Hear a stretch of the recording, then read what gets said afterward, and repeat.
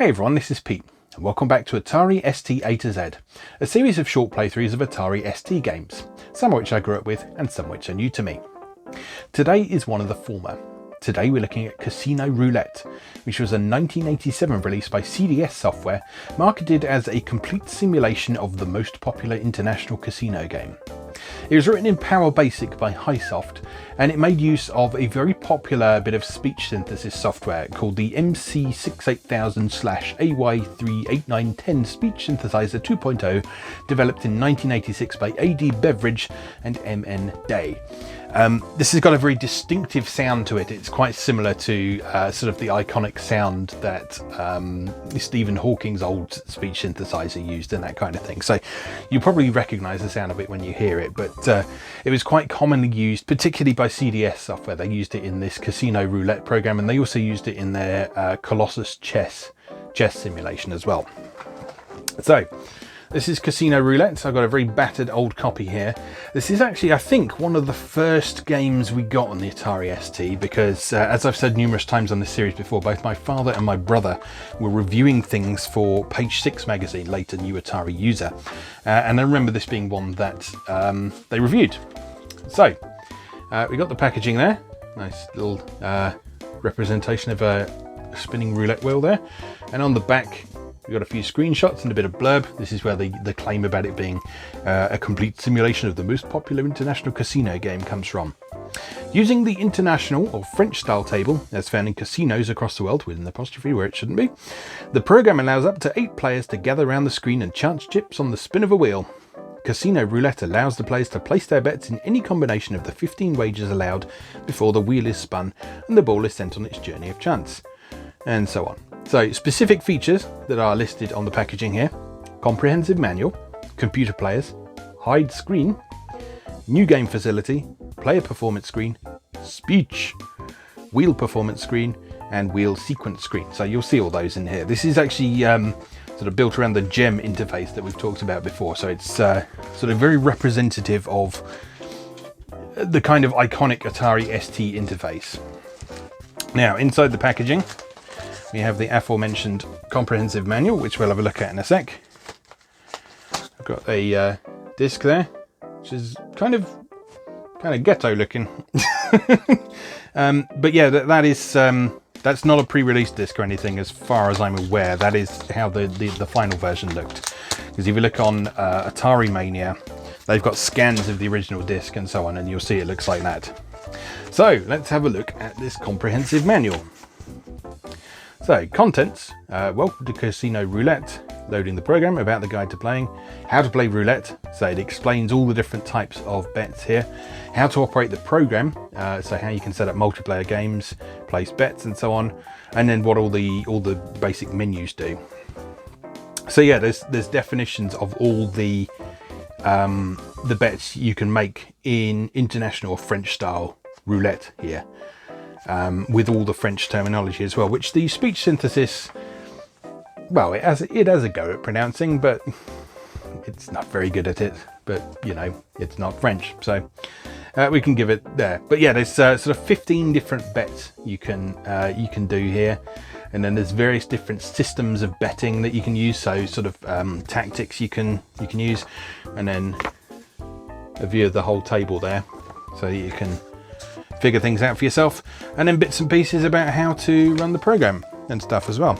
So obviously playing casino games on the computer is largely pointless, but I remember having a bit of fun with this back in the day, so we'll have a look at it today.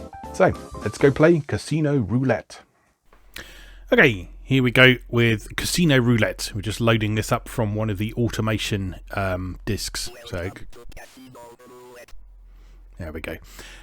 Just loading up from one of the automation compact discs here, and it's all the flashing there. That's the game decompressing there. But yeah, here we go. Enter name player 1, return to go on. Pete. And if there's no one else playing, you just press return there. And it will then take you to the main screen. So there's the table layout. We've got the pointy hand cursor, which is one of the default cursors from Gem. And then we've got some options up here. So I'm going to turn speech on. because we like speech. And I'm also going to add in some computer players as well for a bit of variety as well. So that adds Big Joe and Lucky Al to the mix. So what you're doing this, you start with 5,000 somethings, francs, dollars, I don't know. And you play until you run out of money, basically. There's no way to actually win this game. It's just purely a bit of fun. So, if you've never played roulette before, this is all about betting various amounts of money on what a roulette wheel is going to show, what number it's going to land on. So, there are a variety of different bets you can do, and they're all handled by placing your chips of varying amounts on different places on the board.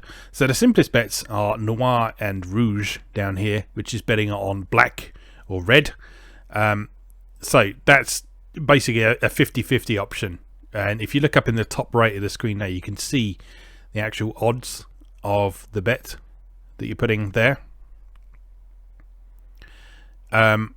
So put that down for a sec and just see what some of these other ones mean. So from most specific to least specific, we start with en plan, I think you pronounce it. My French is even worse than my German, so I do apologise. And that is placing a chip on a specific number. So you do that by dragging a chip and actually putting there, and the odds on getting that are 35 to 1. So if you pick the right number with that, you'll get a lot of money, but obviously it's quite unlikely that you'll get that back. So then there's à cheval, or à cheval, I guess you'd pronounce it. That is on the boundary between two numbers, so you're basically betting if either of those numbers will come up. Then you've got transversal, which is 3 numbers in a row across the table. So I guess to do that, how does that work?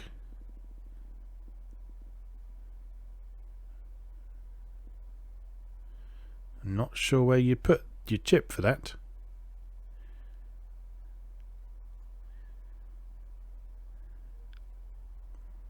You seem to be able to do it up at the top there.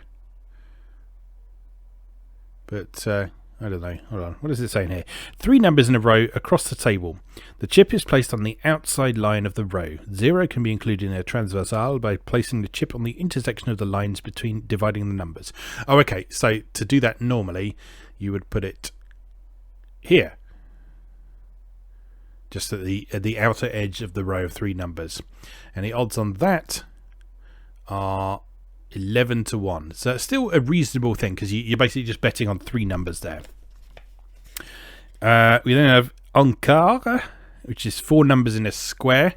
For that one, you place your chip on the boundary between the 4 numbers, so where they all meet. Then you have 600, which is 6 numbers in 2 adjacent rows.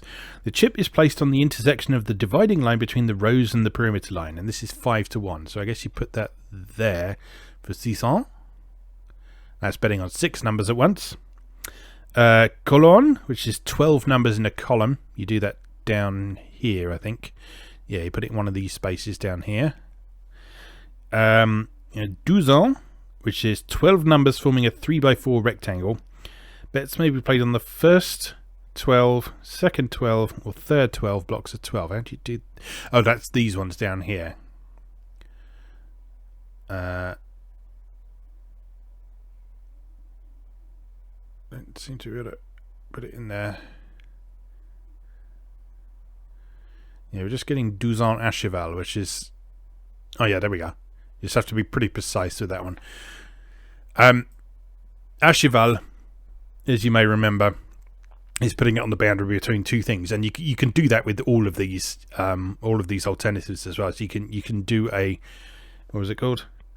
Douzaine à cheval, which is betting on 2 of those there, which is obviously lower odds but more likely to come up. So if we can actually get that to appear, yeah, there we are. Douzaine à cheval. That's odds 1 to 2. So that you've obviously got a pretty good chance of that coming up. But you won't get very much money for that. Colonne à cheval, so 24 numbers in adjacent columns. Again, that is 1 to 2. And then rouge and noir, we've already talked about. Pair is the even numbers, so you get evens for that, so 1 to 1. Impar is the odd numbers. Passé is the high numbers, which is 19 to 36. Excuse me. Manqué is the low numbers, which is 1 to 18. Or you can bet on 0 if you want, but 0 is usually everybody loses. So, the manual, as I mentioned, has some systems of betting to increase your chances of winning, it says. So here's some examples. So the first one is completing a number. A chosen number is bet on singly and in all possible combinations with its neighbours. For example, if the number chosen is 14, then it is bet on by itself as pairs with 11, 13, 15 and 17, and it's 4 blocks of 4, and quart with 10, 11 and 13, and 11, 12 and 15, 13, 16 and 17, and 15, 17 and 18. A popular variation on this system is to bet on the previous winning number this way. The system requires 9 chips for each bet but can produce large winnings. So, let's try that. So let's just pick a number. Let's pick, I don't know, 20. So if we bet on 20, and you hear that the speech actually reads out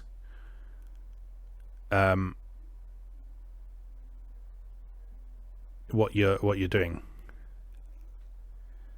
So we want an cheval there. As I said, the speech isn't terribly good at pronouncing French terms because it's not designed to. Pop one there for an encart or encaré. And one there. Oh, this is tricky because the chips are quite large.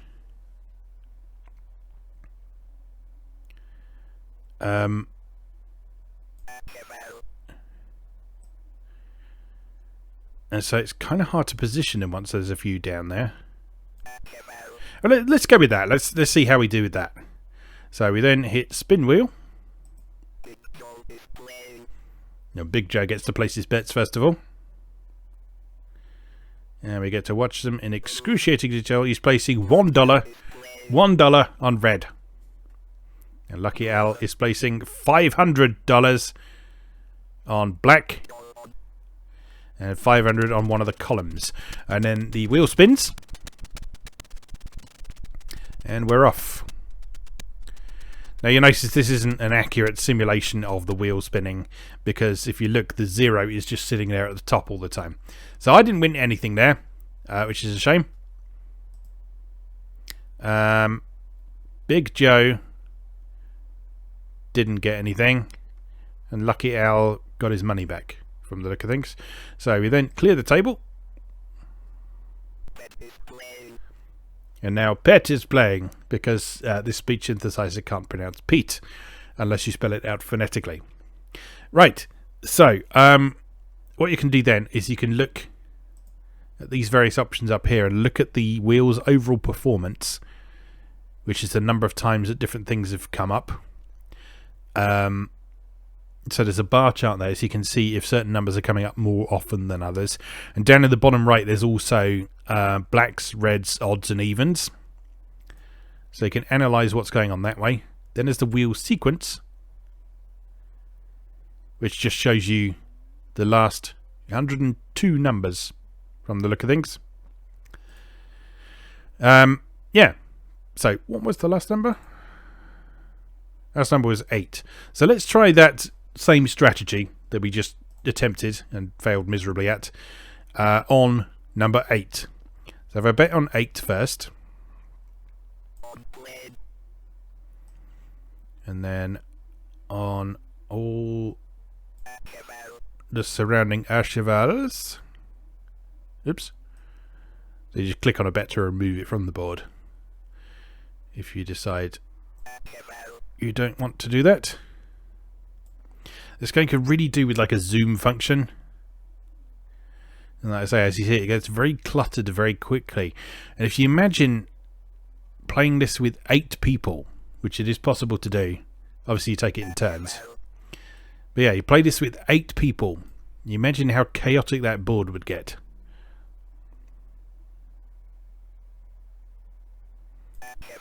We have an Atcheval there. And then another one down here. And then... Oh, I get it, yeah. And then we do the 4 Ankars. Ankare. So, the speech synthesizer that you're hearing here was actually distributed, I think it was public domain, because I definitely had a disc that just had this speech synthesizer on it, and like in its most basic form, you could type stuff in and it would attempt to pronounce it. You could either type stuff in as English and it would attempt to interpret it as it's doing here, or you could type things out using its own sort of phonetic language as well, and that was a way of making it more accurately say things, but it took a bit of learning because you had to put in things like pitch values and stuff like that as well. Right, let's spin the wheel. Wait for Big Joe to get on with it. $2 on red. Big Joe is a cautious better. 500 on black. And 500 on a column.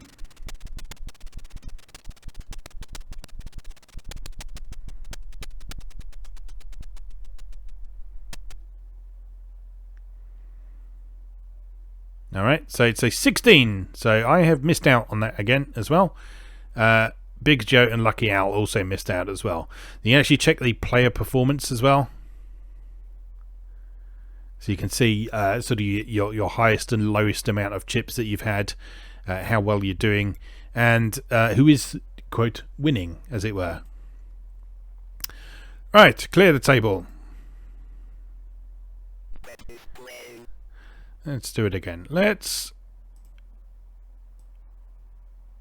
do something different. Well, let's try one of the other strategies in the manual, because that last one wasn't working out for us. Yeah, I know, after 2 spins, that's not really something you can say, is it? But right, method number 2, it's called Biarritz. This system involves waiting until a number has not appeared for 111 spins and then backing it until it appears. For each further 36 spins that it does not appear, the amount bet should be doubled. I'm not waiting for 111 spins, okay? I mean, we've been going for 15 minutes already. That has mostly been me explaining this, but yeah, no, let's leave that one for now. Martingale is betting on even money bets and doubling the amount bet after each loss. A reverse Martingale is betting on even money bets and doubling the amount bet after each win. After 7 consecutive wins, the player usually retains his winnings and starts again with 1 chip. All right, let's try that. So one of the evens. So if I start with... Oh, I guess that's what Big Joe's doing, isn't it? All right, well, let's do it on black, just to be different. So $1 on black. And that'll do. So spin the wheel.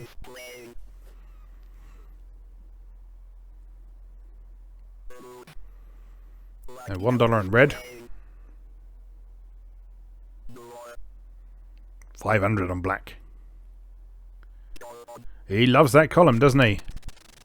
He loves his column.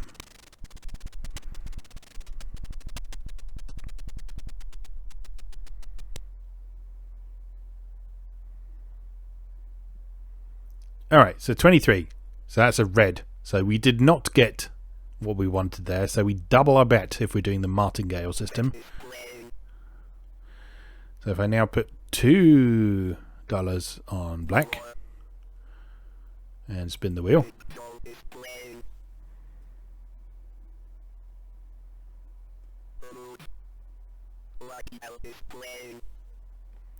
I guess you could do this on multiple evens bets at the same time.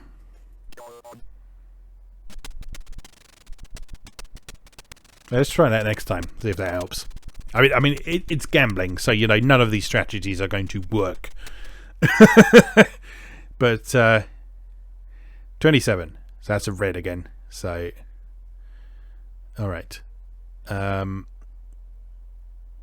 So what did those mean again? So pair is the even numbers. So let's clear the table.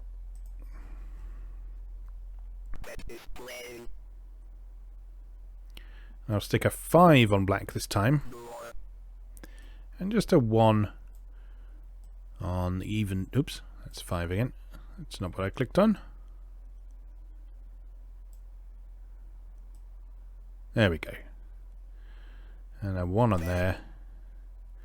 And let's also put 1 on passé as well. And then spin.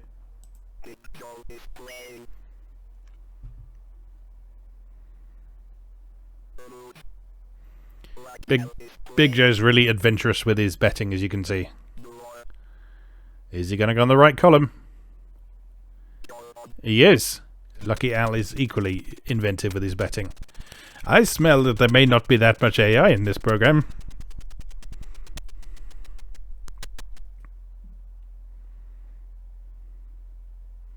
$29, black. So we actually won something there, I think, didn't we? So, this is the trouble. It doesn't actually tell you what won, which of these you get some money from. I guess we can look at player performance, maybe. So yeah, we're slightly higher than we were previously. Because if you look at the current last but one values there, we've gone up slightly. So, okay, so 29 is an odd number.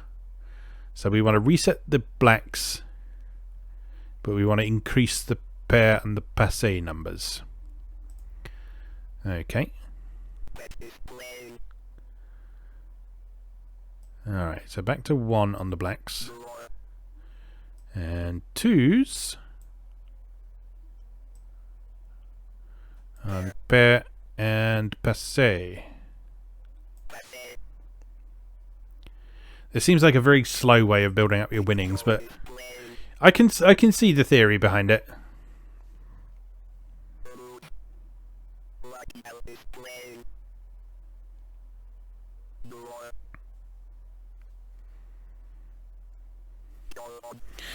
Looking at the manual, Lucky Al is using a system called column and black, which is you bet on the rightmost column and on black. The rightmost column contains 8 red numbers, so increasing the numbers bet on to 26 with just 2 chips.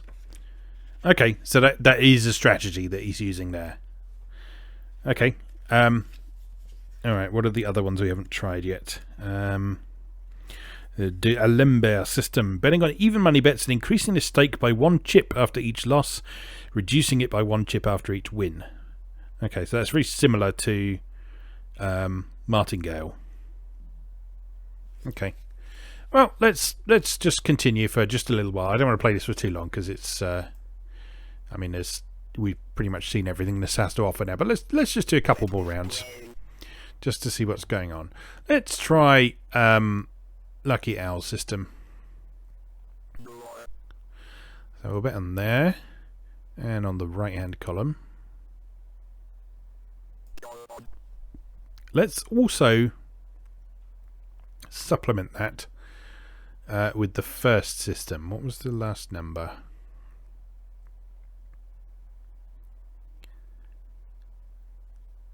Last one was 8. Is that right?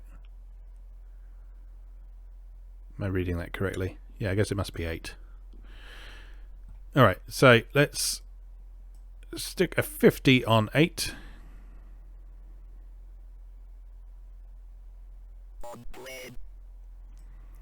And then on all the surrounding ones.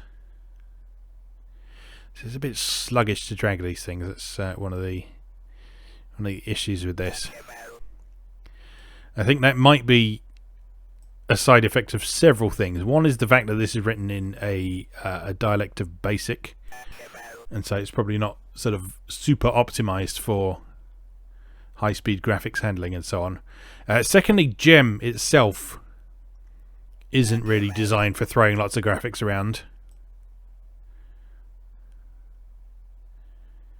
And so, yeah, you're going to run into issues like that, I guess. And then on Gar.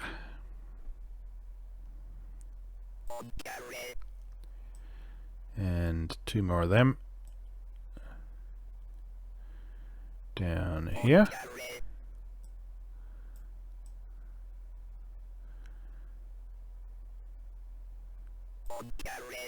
And then spin. After Big Joe has played, of course. And Lucky Al. I'm losing miserably at the minute. I was expecting this, but... Is Lucky Al going to do what I did by any chance? Yes. Alright, do it.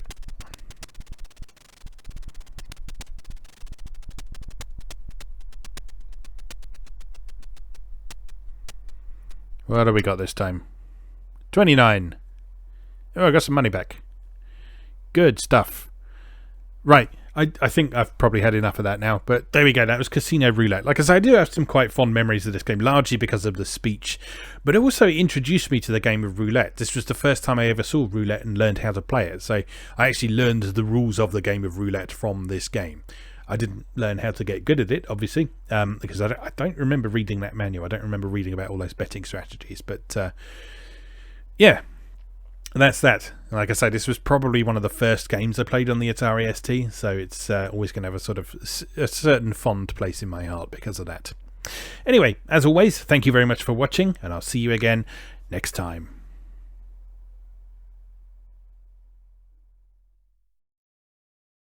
Thanks for watching. If you enjoyed this video, please help out the channel by leaving a like or a comment and subscribing. New episodes of Atari A to Z are on Tuesdays and Atari ST A to Z on Thursdays. Check out atari-a-to-z.wordpress.com for a full archive. Do please also check out my other projects moegamer.net, where I explore Japanese and Japanese-inspired games from yesterday and today, and videopackgames.wordpress.com, which aims to catalogue the small but well-formed library of the Philips G7000 Videopack computer, also known as the Magnavox Odyssey 2. You can also support my work on Patreon or buy me a coffee. You can find links to do both down in the video description. Thanks again, and I'll see you next time.